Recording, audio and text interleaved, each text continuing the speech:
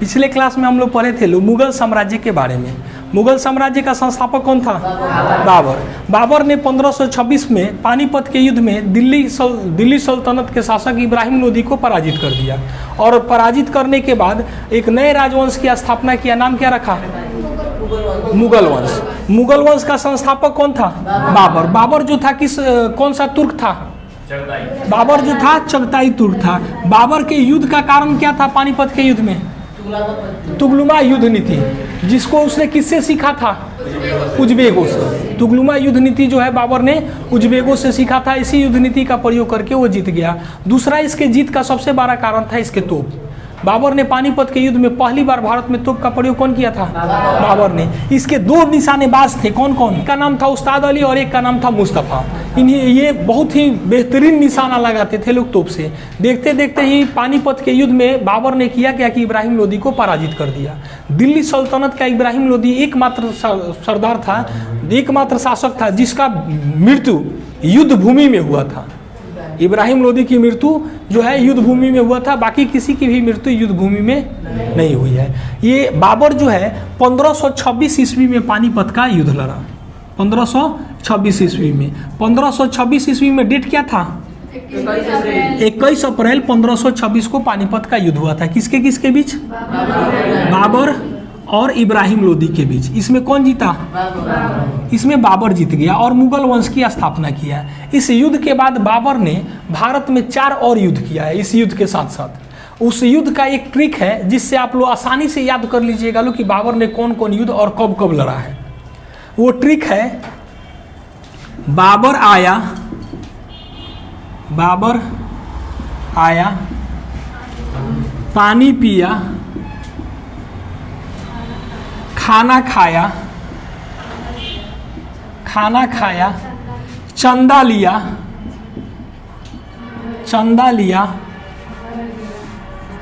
घर गया और मर गया। तो बाबर आया, ये साइलेंट है। पानी पिया का मतलब पानीपत का युद्ध। पानीपत का युद्ध कब हुआ था?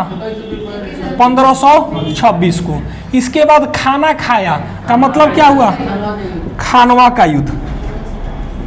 खानवा का युद्ध 1 साल आगे बढ़ा दीजिए, कब? 1527 खानवा का युद्ध। इसके बाद चंदा लिया, चंदेरी का युद्ध। चंदेरी का युद्ध कब? 1 साल और बढ़ा दीजिए, 1528। इसके बाद जो है घर गया मतलब घाघरा का युद्ध। घाघरा का युद्ध 1 साल और बढ़ा दीजिए, कब? 1529। अब मर गया, 1 साल और बढ़ा दीजिए, मर गया कब? 1530 में। तो ये बाबर द्वारा लड़े गए महत्वपूर्ण युद्ध है। पहला युद्ध कौन है? पानीपत का युद्ध। कब हुआ था? 1526 में। किसके किसके बीच? बाबर और इब्राहिम लोदी के बीच। कौन जीत गया इसमें? बाबर जीत गया। तो पानीपत के युद्ध में बताए थे कि बाबर ने जो है तुगलुमा युद्ध नीति का प्रयोग किया और इब्राहिम लोदी को क्या किया? पराजित कर दिया। पराजित करने के बाद आप लोग बताए थे बाबर शुरू से ही निर्वासित जीवन जी रहा था। जब वो फरगान का शासक बना तो चचवा सब जान से मारने की कोशिश किया, जिसके कारण उसकी दादी जो थी दौलत एहसान बेग उसको भगा दी। इसके बाद समरकंद में अपना साम्राज्य थोड़ा सा बनाया और बना करके जैसे एक अधिकार करना चाहा फरगान में, समरकंद के शासक लोग वहाँ कब्जा कर लिए। यहाँ आया तो चचवा पराजित कर दिया सब। 1504 में जो है काबुल पर अधिकार कर लिया था, जिसके बाद आप लोगों को बताए थे काबुल पर अधिकार के बाद कौन सी उपाधि धारण किया था? बादशाह की उपाधि धारण किया था। अब ये पानीपत के युद्ध में जीत गया तो इसको लगा क्या कि भारत से ज़्यादा बढ़िया रहने का कोई जगह नहीं है। भारत से ज़्यादा बढ़िया रहने का कोई जगह नहीं है। तो इसके मन में आया क्या कि अब हम कहाँ रहेंगे? भारत में। तो लगले इसने क्या घोषणा कर दिया कि अब जो है हम भारत में ही रहेंगे। अब इसको निमंत्रण दे के 3 आदमी बुलाया था। कौन कौन? मेवाड़ के शासक राणा सांगा, इब्राहिम लोदी के चाचा आलम खां लोदी और पंजाब के सूबेदार दौलत खां लोदी। इसमें इसको बाबर को लगा क्या कि इसमें अगर सब कुछ से कोई शक्तिशाली शासक है ना तो मेवाड़ के शासक राणा सांगा। राणा सांगा एक राजपूत शासक थे। वो भी पढ़ा था इतिहास के बारे में कि राजपूत शासक बड़ी बहादुर होते हैं। इस चीज़ को लेकर के इसके मन में हुआ क्या कि सबसे पहले क्या किया जाए? राणा सांगा जो है सबसे पहले इसका विरोध किए। विरोध किए तो 1527 में कौन सा युद्ध हुआ? खानवा का युद्ध। किसके किसके बीच? बाबर और राणा सांगा के बीच। इधर तो बाबर है, ये है बाबर और राणा सांगा। राणा सांगा कहाँ के शासक थे? मेवाड़ के। राणा सांगा जो थे मेवाड़ के शासक थे। 1527 में खानवा का युद्ध हुआ। इस खानवा के युद्ध में बाबर ने जो है पहली बार जिहाद का नारा दिया था। सेना को उत्साहित करने के लिए बाबर ने जिहाद का नारा दिया था। तो सवाल पूछता है कि बाबर ने किस युद्ध में जिहाद का नारा दिया था? खानवा के युद्ध में। क्योंकि बाबर को लग रहा था कि अगर हम ये युद्ध जीत जाएंगे ना तो हम भारत में अस्थायी हो जाएंगे। अगर हमारा कोई विरोध करने वाला है तो एक राजपूत शासक राणा सांगा है, बाकी कोई हमारा विरोध करने वाला है नहीं।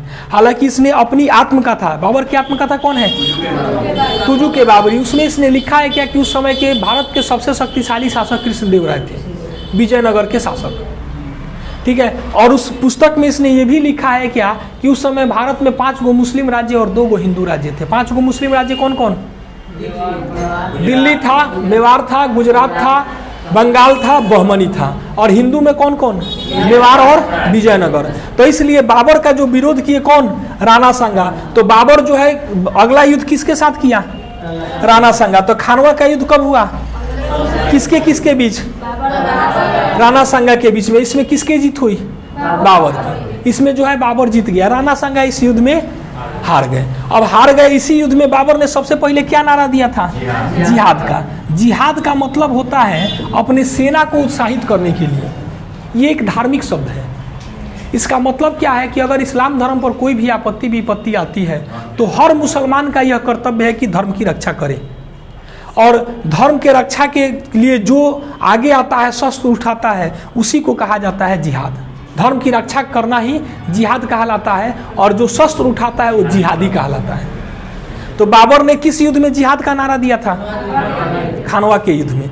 तो ये हम लोगों का दूसरा युद्ध हो गया, खानवा का युद्ध। तीसरा कौन था? चंदेरी। चंदेरी का जो किला था ना, राणा सांगा के अधीन था। चंदेरी का किला राणा सांगा के अधीन था और यहाँ के शासक थे मेदिनी राय। चंदेरी के शासक कौन थे? मेदिनी राय। अब राणा सांगा को हराने के बाद चंदेरी मेदिनी राय को हराना अब जरूरी हो गया, क्योंकि चंदेरी किसके अधीन था? राणा सांगा का। हालांकि एक चीज आप लोग जान लीजिए, राणा सांगा की मृत्यु जो है युद्ध में नहीं हुई थी। बाद में राणा सांगा की जो मृत्यु हुई थी जहर दिए जाने के कारण हो गई थी। उनके खाने में जो है कोई दासी उसी जो है जहर डाल दी, जिसके कारण राणा सांगा की मृत्यु हो गई। ठीक है। अब राणा सांगा को हराने के बाद चंदेरी का युद्ध जो है जरूरी हो गया। जरूरी इस मायने में हो गया कि चंदेरी का किला जो था राणा सांगा के अधीन था और यहाँ के गवर्नर कौन था? राज्यपाल मेदिनी राय। तो इसलिए बाबर ने अगला आक्रमण किस पर किया? चंदेरी पर। तो चंदेरी के शासक कौन थे? मेदिनी राय। तो चंदेरी का युद्ध किसके किसके बीच में हुआ? बाबर और मेदिनी राय के बीच में। इसमें कौन जीता? बाबर जीत गया। कब हुआ था? 1528 में। बाबर ने जो पानीपत का युद्ध लड़ा था, पानीपत का युद्ध किसके साथ लड़ा था? इब्राहिम लोदी के साथ। इब्राहिम लोदी कौन था? एक अफगानी था। अफगानी था। बिहार में भी अफगानी शासन था उस समय, चूंकि दिल्ली सल्तनत था। तो बिहार में जो अफगानी शासक थे वो थे महमूद लोदी। महमूद लोदी। और बंगाल में भी मुस्लिम शासक था, वहाँ के शासक थे नुसरत खान। तो महमूद लोदी और नुसरत खान की सम्मिलित सेना और दूसरी तरफ बाबर। तो घाघरा का युद्ध किसके किसके बीच हुआ? तो कहीं कहीं लिख देता है अफगानों और बाबर के बीच में। अफगानों और बाबर के बीच में। और अफगान में कौन कौन? तो महमूद लोदी और बंगाल के शासक नुसरत खान की सम्मिलित सेना थी और एक तरफ कौन था? बाबर था। दोनों के बीच में युद्ध हुआ। इस युद्ध में कौन जीत गया? बाबर। तो घाघरा का युद्ध कब हुआ था? 1529 में। किसके किसके बीच? बाबर और अफगानों के बीच, महमूद लोदी और नुसरत खान की सेना के बीच में हुआ था। और बाबर की मृत्यु कब हो गई? 1530 में हो गई। तो बाबर द्वारा ये लड़ा गया महत्वपूर्ण युद्ध है। इसका ट्रिक याद रहेगा। क्या है ट्रिक? खाना खाया, चंदा लिया, घर गया और मर गया। तो पानी पिया का मतलब किसके किसके बीच? इब्राहिम लोदी के बीच। खानवा का युद्ध किसके किसके बीच? किस युद्ध में बाबर ने जिहाद का नारा दिया था? खानवा का युद्ध किसके साथ हुआ था? राणा सांगा की मृत्यु कैसे हुई थी? जहर दिए जाने से। राणा सांगा की जो मृत्यु हुई थी जहर दिए जाने से। इसके बाद अगला जो युद्ध है कौन? चंदा लिया, चंदेरी का युद्ध किसके किसके बीच? मेदिनी राय के साथ युद्ध करना क्यों अनिवार्य हो गया? राणा के संज्ञा के अधीन था चंदेरी का किला, तो इसलिए मेदिनी राय को युद्ध में बाबर ने पराजित कर दिया। चंदेरी का युद्ध कब हुआ था? 1528 में। और उसके बाद घाघरा का युद्ध कब हुआ? किसके बीच? बाबर और अफगानों के बीच। कहाँ हुआ था? बिहार में ये युद्ध हुआ था। कौन कौन? अफगान सेना थी और बाबर की। अफगान सेना का नेतृत्व तो महमूद शाह कर रहे थे, महमूद शाह लोदी, और नुसरत खां, बंगाल के शासक नुसरत खां, दोनों की सम्मिलित सेना थी। बाबर ने दोनों को पराजित कर दिया। बाबर की मृत्यु कब हो गई? 1530 में। अब थोड़ा सा बाबर के बारे में इस पर आगे जाना जाए हम लोग। बाबर जो है, आप लोगों को बताए थे कि बाबर जो है पानीपत का युद्ध जब जीत गया तो धन का बंटवारा किया। धन का बंटवारा अपने सगे संबंधियों में कर दिया और काबुल के हर एक व्यक्ति को चांदी का एक एक सिक्का दिया। इसी के कारण बाबर ने जो है किसकी उपाधि धारण की थी? कलंदर की। बाबर ने कलंदर की उपाधि धारण की थी। और जब वो पानीपत का युद्ध जीत गया तो मिर्जा की उपाधि धारण किया था। बाबर जब पानीपत का युद्ध जीत गया तो कौन सी उपाधि धारण किया था? मिर्जा की उपाधि धारण किया था। और जब काबुल पर अधिकार हो गया तो कौन उपाधि धारण किया था? बादशाह की उपाधि धारण किया था। अब तो समझिए, बाबर जो है अपनी आत्मकथा कौन लिखा था? तुजु के बाबरी। तुजु के बाबरी में इसने लिखा था क्या कि हमको दिल्ली पर आक्रमण करने का निमंत्रण मेवाड़ के शासक राणा सांगा भी दिए थे, और इब्राहिम लोदी के चाचा आलम खां लोदी और दौलत खां लोदी, पंजाब के सूबेदार दौलत खां लोदी जो दिए थे। इस पुस्तक में इसने ये भी लिखा है कि उस समय भारत के सबसे शक्तिशाली शासक कौन थे? कृष्णदेव राय। विजयनगर के शासक राय कृष्णदेव राय उस समय के सर्वाधिक शक्तिशाली शासक थे।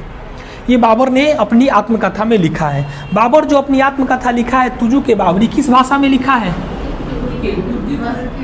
तुजुक ए बाबरी किस भाषा में लिखा है? तुर्की भाषा में। अब बाद में जो है अकबर जब शासक बना तो इन लोगों को तुर्की आता नहीं था, तो इन लोगों ने किया क्या कि तुजुक ए बाबरी को अब्दुल रहीम खाने खाना ने फारसी में कन्वर्ट कर दिया और लिखा बाबरनामा। तो बाबरनामा के लेखक कौन है? बाबरनामा के लेखक अब्दुल रहीम खाने खाना। बाबर का एक सेनापति था जिसका नाम था मीर बाकी। मीर बाकी जो है आप लोगों को बताए थे अयोध्या गया और अयोध्या के राम मंदिर को क्या किया? तोड़ दिया, और तोड़ करके एक मस्जिद बना दिया जिसका नाम क्या था? बाबरी मस्जिद। बाबरी मस्जिद। बाबरी मस्जिद का निर्माण कौन कर दिया? बाबर ने कर दिया। थोड़ा बाद में जो है ये अब्दुल रहीम खाने खाना ने उसको बदल करके क्या कर दिया? फारसी में कर दिया और उसका नाम क्या कर दिया? बाबरनामा। और बाबर जो लिखा था तुर्की में लिखा था तुजुक ए बाबरी।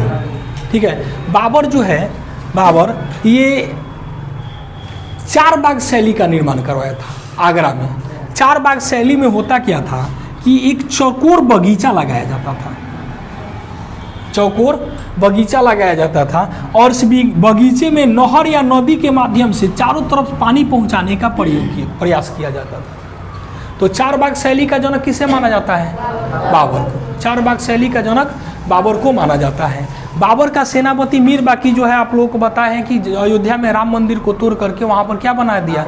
बाबरी मस्जिद। इसके बाबर ने पानीपत में काबुली बाग मस्जिद और संभलपुर में जामी मस्जिद का निर्माण करवाया था। बाबर जो है, बाबर 1530 में मर गया। बाबर 1530 में मर गया। बाबर जो है इसके 4 पुत्र थे, हुमायूं, कामरान, अस्करी, हिंदाल। बाबर के 4 पुत्र थे, हुमायूं, कामरान, अस्करी और हिंदाल। उसमें हुमायूं सबसे बड़ा था। हुमायूं सबसे बड़ा था। और हुमायूं के बारे में कहा क्या जाता है कि एक बार हुमायूं बीमार पड़ गया। हुमायूं जब बीमार पड़ा तो बाबर जो है ना मस्जिद में गया और अल्लाह से अपना इबादत मांगा। कहा कि हमारा उमरवा हमारे पुत्र को दे दीजिए, भले हमको मृत्यु दे दीजिए। उसके बाद धीरे धीरे बाबर की जो है ना स्थिति गड़बड़ होने लगी और हुमायूं की स्थिति ठीक होने लगी। हुमायूं ठीक हो गया और 1530 में बाबर क्या हो गया? मर गया। मरने से पहले उसका सबसे बड़ा पुत्र जो था कौन था? हुमायूं। तो 4 गो पुत्र में कौन कौन थे? हुमायूं, कामरान, अस्करी और हिंदाल। ये 4 गो थे। चारों में सबसे बड़ा कौन था? हुमायूं। तो बाबर जो है हुमायूं को बुलाया और बुलाने के बाद कहा क्या कि हमारे मरने के बाद तुम अपने भाइयों से पुत्रवत व्यवहार करना। पुत्रवत व्यवहार करने का मतलब क्या हुआ कि एगो भाई तो भाई से बेईमानी कर लेगा, लेकिन एक पिता का अगर 4 गो पुत्र है तो किससे बेईमानी करेगा? तो इसीलिए कहा कि तुम अपने भाइयों से पुत्रवत व्यवहार करना और साम्राज्य को बराबर बराबर भागों में बांट देना। बराबर बराबर भाग में क्या करना? बांट देना। और साथे साथे हमारे मरने के बाद हमारी इच्छा है कि हमको काबुल में दफनाना। हमारी इच्छा है कि कहाँ दफनाना? काबुल में दफनाना। अब उस समय बाबर की आयु जो थी 48 वर्ष थी, तो मरने का तो कोई समय था नहीं। अब ये तुरंत हुमायूं किया क्या कि उस समय लेकर के जाना काबुल संभव नहीं था। हुमायूं ने किया क्या कि जो इसने आगरा में बाबर ने एक और निर्माण करवाया था जिसको आराम बाग कहा जाता था। आगरा में आराम बाग का निर्माण करवाया था कौन? बाबर। हुमायूं किया क्या कि बाबर को पहले आगरा के आराम बाग में ही दफना दिया। लेकिन उसकी इच्छा कहाँ थी? काबुल दफनाने की। तो बाद में वो किया क्या, हुमायूं 1538 ईस्वी में इसके 100 को काबुल लेकर के गया और काबुल में इसको दफनाया। तो काबुल में अब चूंकि 8 साल बीत गया था जमीन के अंदर दफन किए हुए, तो अब जो है अवशेष न बचा होगा, तो वहाँ से प्रतीक के तौर पर कुछ अवशेष ले जा करके काबुल में दफनाया। तो बाबर को पहली बार कहाँ दफनाया गया था? आगरा के आराम बाग में। और उसकी इच्छा कहाँ थी? काबुल में। तो दूसरी बार कहाँ दफनाया गया? काबुल में दफनाया गया।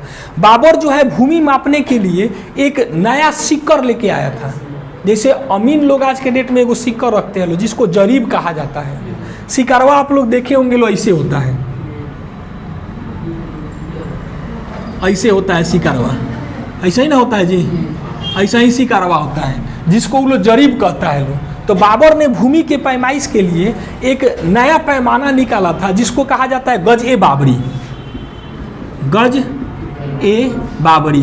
तो गज ए बाबरी का निर्माण किसने किया था? बाबर ने। आराम बाग का निर्माण किसने करवाया था? बाबर ने। आगरा में आराम बाग का निर्माण, ये 4 बाग शैली का जन्मदाता किसे माना जाता है? बाबर को। बाबर को। पानीपत में काबुली बाग मस्जिद का निर्माण किसने करवाया? बाबर ने। संबलपुर में जामी मस्जिद का निर्माण किसने करवाया?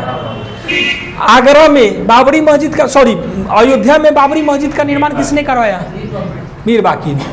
मीर बाकी बाबर का क्या था? सेनापति था। बाबर की मृत्यु कब हो गई? बाबर को कहाँ दफनाया गया? पहली बार आगरा के आराम बाग में। और उसकी इच्छा कहाँ थी? काबुल में। तो इस प्रकार बाबर की मृत्यु 1530 में हो गई। और इसके मरने के बाद राजा कौन बना? हुमायूं। तो अब हम लोग किसके बारे में जानेंगे लोग? हुमायूं के। तो आज के लिए बस इतना ही। अगले क्लास में हम लोग हुमायूं के बारे में पढ़ेंगे लोग। धन्यवाद।